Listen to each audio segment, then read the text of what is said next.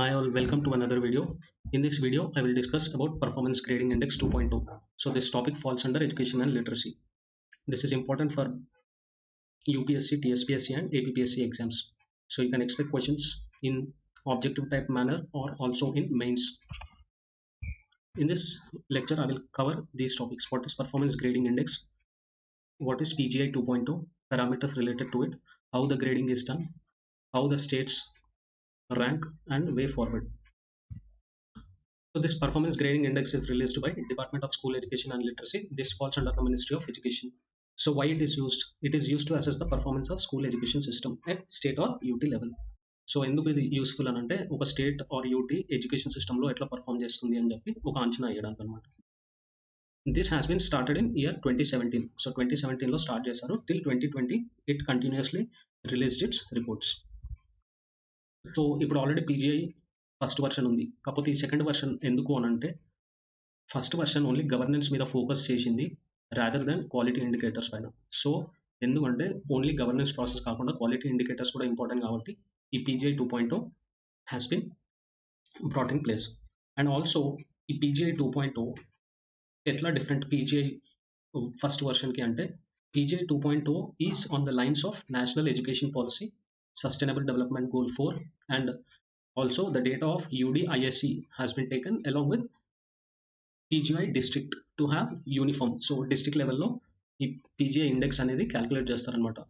So earlier index was not on lines with the national education policy or sustainable development goals. So this one is on lines with the new education policy so that you can easily compare and also come to know how the states are performing in running the education systems. So these are the parameters. So these parameters are divided into two categories. One is outcomes and others is governance management. So ఈ అవుట్కమ్స్లో వచ్చేసి మళ్ళీ 4 domains ఉన్నాయి. ఈ 4 domains వచ్చేసి learning outcomes and quality, access, infrastructure and facilities, equity. In governance management you have governance processes, teacher education and training. So you have again ఈ ఒక్కొక్క డొమైన్కి మళ్ళీ ఇన్ని ఇండికేటర్స్ ఉన్నాయన్నమాట. You don't have to remember all these indicators, but it is important to remember the overall number of indicators. It is total 73 indicators and the number of points or weightage will be 1000. Okay, these are the parameters. Two categories, these are the domains and the number of indicators and the total weightage you need to remember. So this is how the grading is done. If a state scores the score between 941 to 1000, then it falls under dark category. So likewise the scores are in the decreasing range. You have Daksh, Utkarsh, Atyuttam, Uttam, Prachesta 1 to 3 and Akanshi 1 to 3. So this is the lowest and this is the highest. If you see here it is given in the percentage points, here it is in the score, and here the grade name. This is how the grading of states is done. So if we look at the performance of states, this is how the rankings look. So if you look here till Prachesta 1, there is no single state. So there is no single state till Prachesta 1. So you can understand how lagging behind we are in the performance of education system. Okay, so the highest that Indian states could achieve is the Prachesta 2 category, where there are only two states, Chandigarh and Punjab. If you come to Andhra Pradesh and Telangana, Andhra Pradesh falls in Akanshi 1 category with score of 521 to 580 and Telangana with 461 to 520. If you see here, most of the states are under Akanshi 1 and Akanshi 2 category. So only few states are performing well, and those states who are performing well, they are not at the top of the gradings. They are at the fifth grading position. So you can understand how lagging behind we are in the education system performance. Okay, these are the rankings of states. So what is the way forward to address the issue why we are not able to achieve the highest gradings? So if you look at the literacy rates over here, so you can see from 1971 to 2011, this is the latest census, because 2021 census has been halted due to COVID. So if you look at 1971 data, the total literacy rate was 34.5%. So now we have moved to 74%, but this is also very less compared to the progressive economies. Okay, so we are very lagging behind when compared to the neighboring countries like China. We do not have to compare with countries like Pakistan because that doesn't go well with our expectations.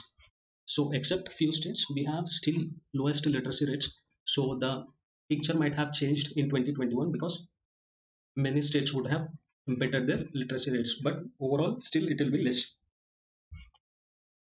And also there should be proper mechanisms to properly implement the new education policy without any hindrances, and also for achieving SDG goal 4. So recently in the state of Karnataka, there has been change in government.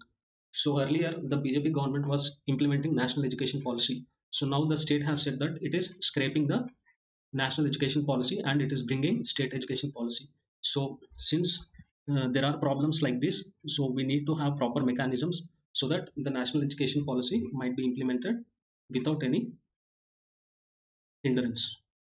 So, although the new education policy is dubbed to address the major policy concerns of education, there should be constant monitoring of the outcomes of the policy. So, we have to look at how the new education policy is working, and also what steps we can take in the future to correct the wrong outcomes of new education policy. Thereby, we can help all the states, and as a nation, we can grow into a literate nation. Okay. So for the exams, you need to remember parameters and gradings of state. So they can ask the chronology of the states. So which states are performing better and which states are having, or they fall in which category. Okay. So in mains, you can get a question asking analyze the performance of Indian school education system and also suggest some measures for the improvement of same.